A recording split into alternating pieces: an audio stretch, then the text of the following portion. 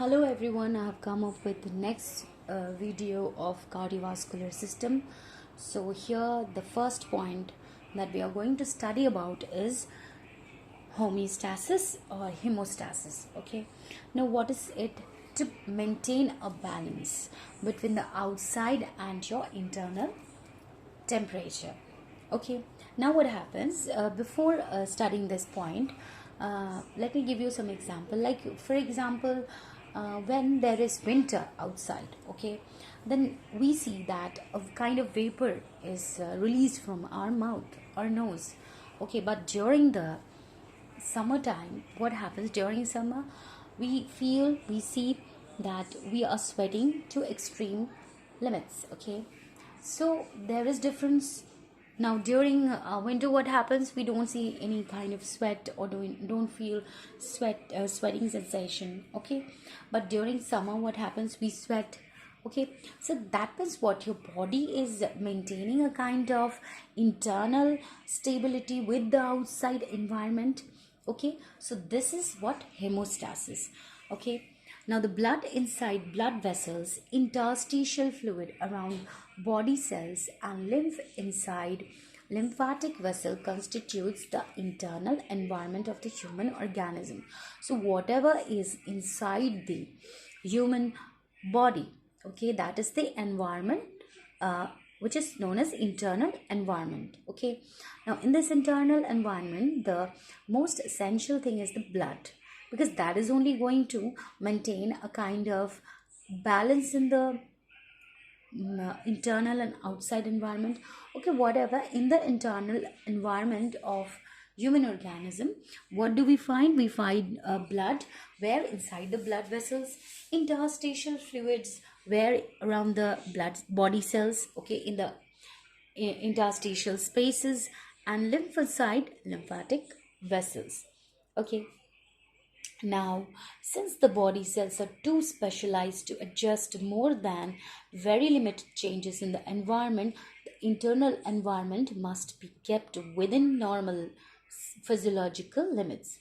Okay, so what happens that our cells, okay, they are having the capability to change. They are having the capability to change with the outside environment. Okay, where the outside environment may fluctuate. In easy word, what I want to say is that, suppose, as I gave you example, like suppose there is very cold weather outside. Okay, so what will happen? You'll see that kind of smoke, kind of vapors are coming out from your mouth and nose. But during the summer, what happens? That you're sweating, no vapor is seen coming out of the body. That means what? Your body is maintaining a kind of like during summer, what happens? It's already hot outside, so the body is trying to cool down, okay, by with the help of sweating.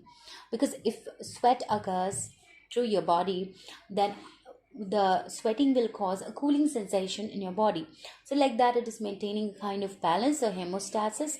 Okay, and during the winter, what happens?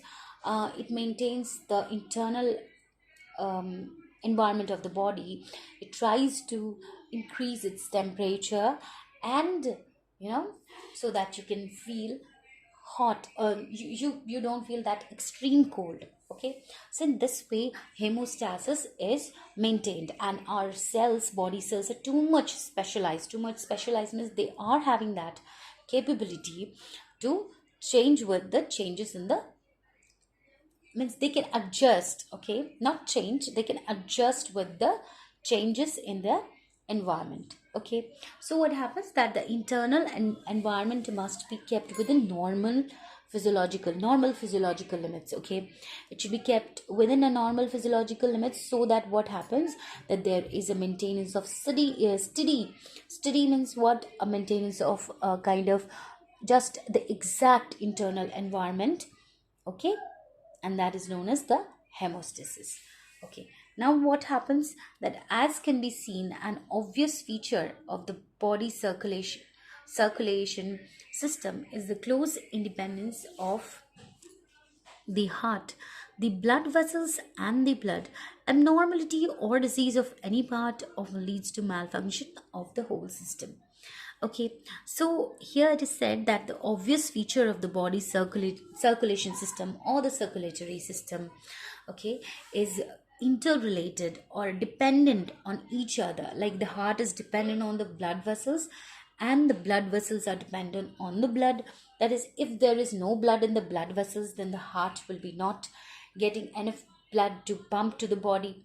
Okay, so then also there'll be abnormality or some kind of disease in your body.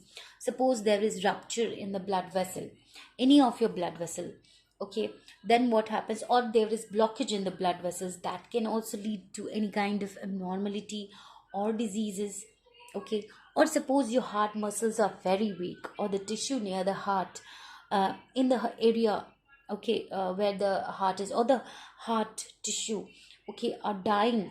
So there also you'll be left with any abnormality or disease. So that means what, these three things, blood vessels, heart and blood, are dependent on each other. So here it is said, that's why that an obvious feature of the body circulation system is the close interdependence of the heart, the blood vessels, and the lip and the body, sorry, and the blood.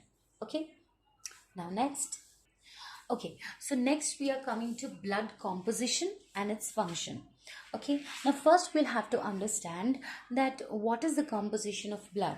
Okay, so the blood is an opaque, bright red, viscous fluid which flows freely through all the vessels except the lymph vessels. Why? Because in the lymph vessel, lymph fluid is flowing, isn't it? So what happens, that here they are saying that blood is an opaque. Opaque means what? What is opaque? Opaque means through blood. Okay, suppose this is blood. Okay, through this you cannot see the other side. Okay, suppose you're taking a glass of water. So through one side you can see the other side of the glass. Maybe it is magnified, but still you can see the other side of the glass because the water is transparent. Okay, but in case of blood, it is not transparent, it is what, opaque. Okay, you cannot see the other side of the blood, or what is there on the other side. Okay, so it's opaque and it is bright red in color, and it is viscous fluid. Okay, viscous fluid means it is not just like water. When you whenever have you ever touched, okay, or felt blood on your any parts of the body, or you have touched any day blood, then you have felt maybe that the blood is not having a watery consistency. Okay, so it is not what, that flowing smoothly like water. Okay, means it's a kind of viscous fluid. Viscous means a kind of a texture which is a little bit of jelly kind of. Okay, it's having a little bit of viscous kind of nature, a little bit of jelly like structure. Okay, jelly like texture. Okay, now it is bright red viscous fluid which flows freely through all the vessels. Now it is this blood flows, we all know that flows through all the vessels, but except the lymph vessel.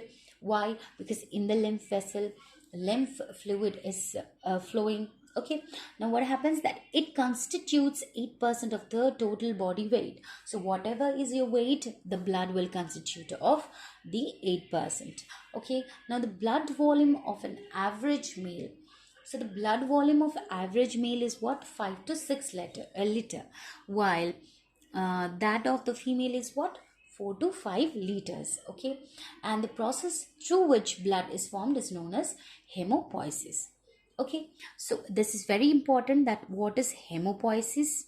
Okay, so what we'll say, what is hemopoiesis? The process by which blood is formed. The blood is forming from somewhere, or through it is originating somewhere in your body. Okay, so where it is originating, we'll come to that later on, but how it is formed, okay, that process is known as hemopoiesis. Like suppose you're cooking. Okay, what if I go and ask you that you're making tea, then you're saying that suppose I'm asking you, that what you're making dal, then you say yes, I'm cooking dal. Okay, so that process of making dal, okay, converting the raw dal, raw pulses, okay, into different into edible item, okay, that is known as what? Cooking. So similarly, the process through which the blood will be formed is known as what? Hemopoiesis. Got it? Next, what is there? This thing is very important, that how much liter of blood does an average male consist of? Okay, that is 5 to 6 liters. Well, if you think about female, okay, it is what? 4 to 5 liters.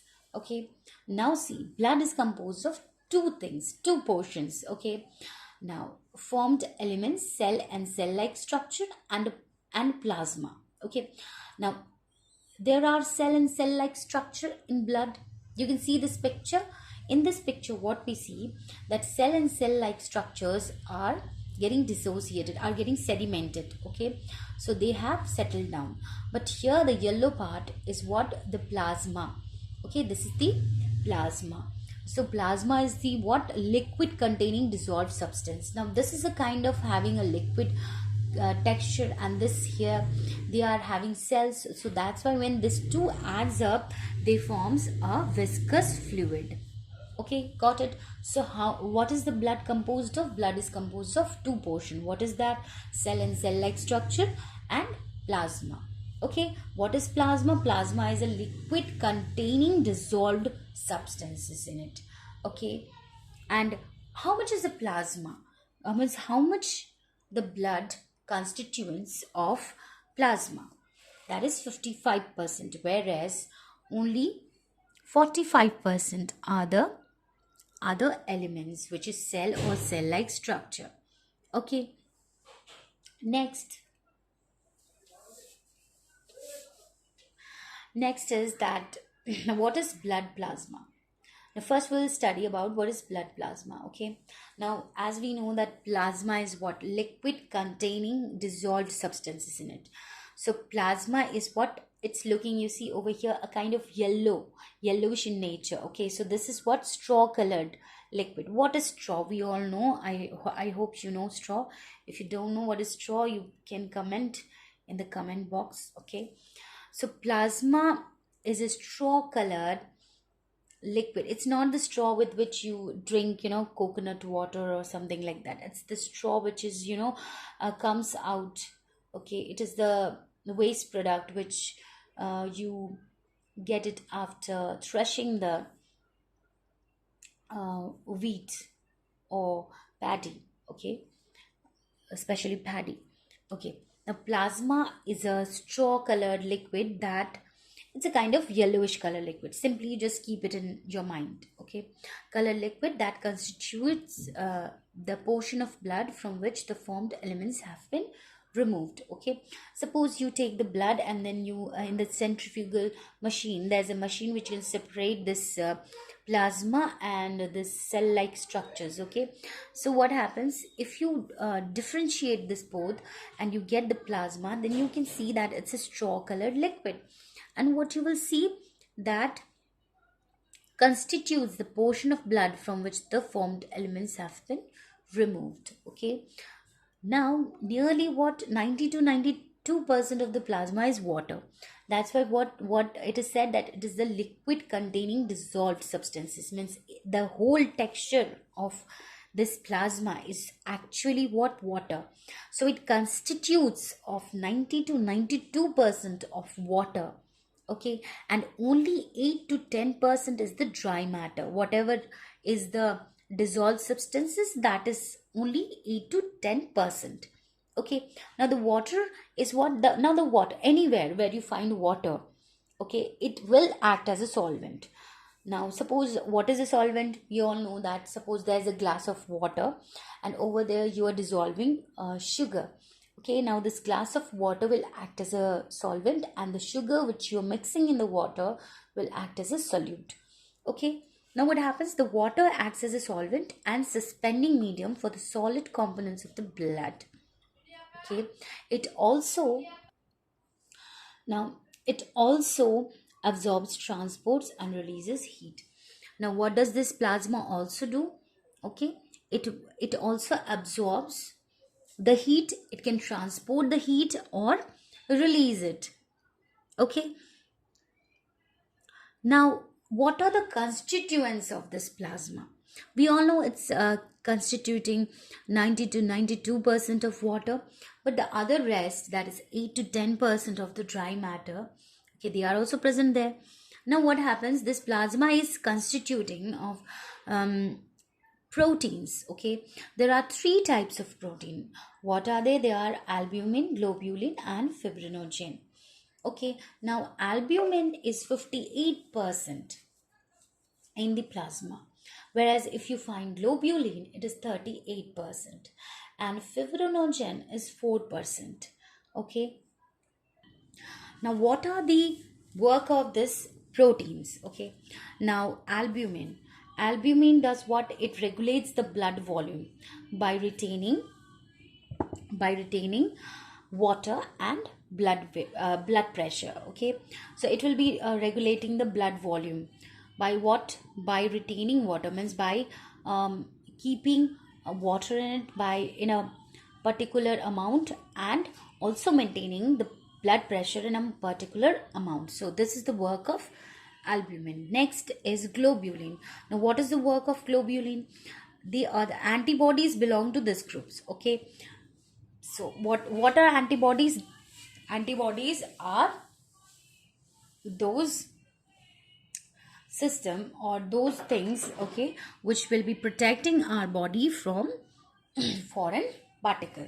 Okay, now antibodies belongs to this group.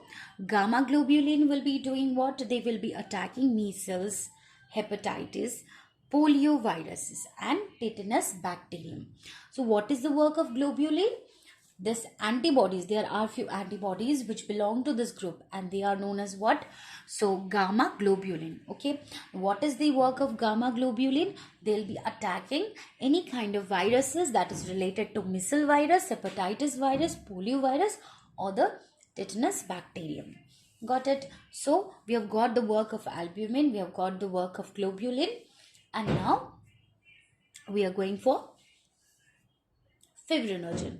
Okay, now what is the work of fibrinogen? It is the most vital work. Okay, it helps in clotting of blood wherever you get an injury, or suppose an cut. Okay, a cut is seen in your body, then you see that after a few minutes you'll find that area is covered with a very sticky thing, and generally after again few minutes you'll find that the structure around that injury or cut has become stiff or hard. Okay, it is very hard to touch, and therefore you don't find any blood oozing out from that particular, or blood coming out from that particular wound. Okay, now next is what? To see if the plasma, okay, the plasma, if from the plasma fibrinogen is removed, then that particular plasma is known as serum. Okay, so what is serum? Serum is what? So serum is that plasma, it is that plasma from which the fibrinogen has been removed. Okay, so from here we can see that we can find many questions from here, that what is serum and how many types of proteins are present in plasma. Okay, and what is the work of globulin or fibrinogen or albumin, and what is the percentage of water in plasma, while what is the percentage of dry matter in plasma. Okay, water is 90 to 90% and dry matter is 8 to 10%. Okay, next, here we can see that here's a box over here. It says that plasma solutes. Okay, now here we see that already I have said that how many proteins are there. There are albumin, globulin, and fibrinogen. Now see, there are non-protein nitrogenous substances also present in. So these are the proteinaceous substances present in the plasma. There are also non-protein nitrogenous substances. They are not proteinaceous, but they are nitrogenous substances. So here they are what? They are the urea, uric acid, and ammonium salt. These are also present in the plasma. Then there are different nutrients also, like glucose, amino acid, fatty acid. Okay, then there are regulatory substances. What does regulatory substances means? That hormones. Okay, hormones and enzymes, like hormones are present in the body. Different kind of hormones are present in the body. Like in a previous part I have said that thyroxine is there, a kind of hormone. There is growth hormone in your body, okay, which helps in growth of the muscle, not only growth of the muscles, growth of bones in youngsters, in those, those who are those who did not cross their adolescence. Okay, so different type of hormones and enzymes are seen as a regulatory substance in this plasma. Next, electrolytes are also present. Okay, so electrolytes are also present here, like sodium, potassium, chlorides, bicarbonates, phosphates. Okay, these are also very necessary. Next, what is there? Respiratory gases are present. Now, what is respiratory gases? We all know that we respire and we intake oxygen and we release carbon dioxide. Okay, so oxygen and carbon dioxide in combination with the pigment hemoglobin is also present in this plasma solid. Okay, so there are about 6 types of things which we find in the plasma solutes. Okay, next is little bit, let's go through these boxes.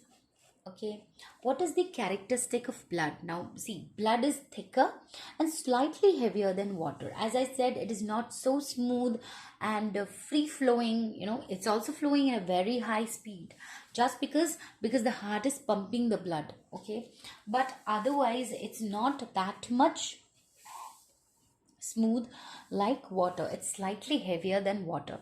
Okay, next is that its pH ranges from 7.35 to 7.45.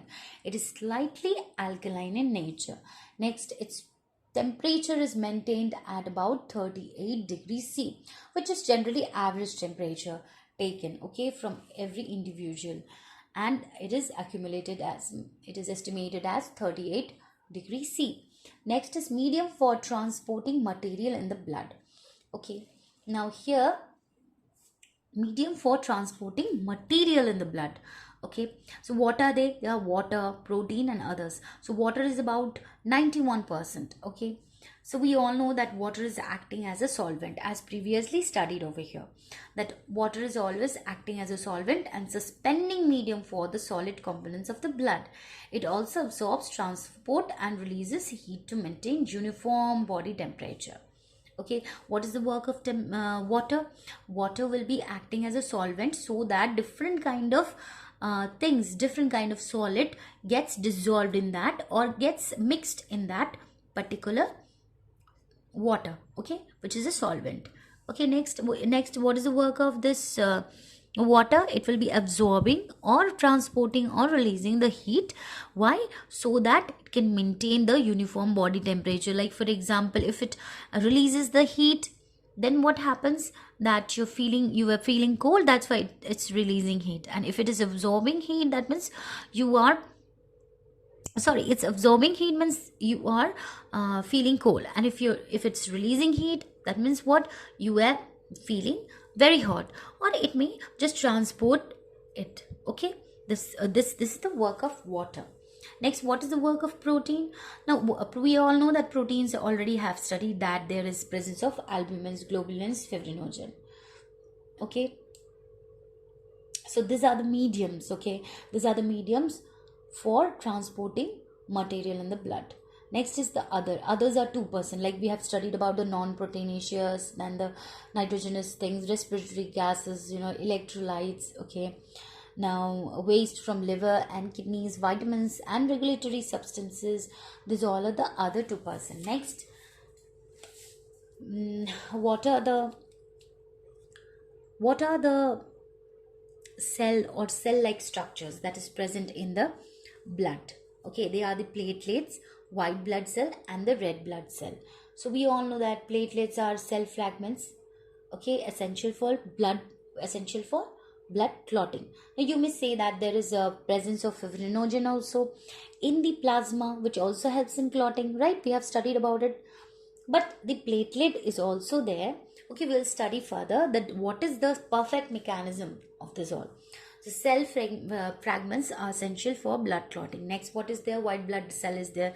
This also defends the body against diseases. Like globulin is there. They are the antibodies which belongs to, they are there is presence of gamma globulin which will be attacking measles, hepatitis, polio viruses, and tetanus bacterium. So like that, here also white blood cell, they also defend different diseases from they also defend different, kind of foreign particles which is causing different diseases in our body. Next is the red blood cell. The main purpose of red blood cell is to transport oxygen to the cells and carbon dioxide from the cells. Okay, so this is here for today. Next we'll go on through with the formed elements of blood. Thanks for today.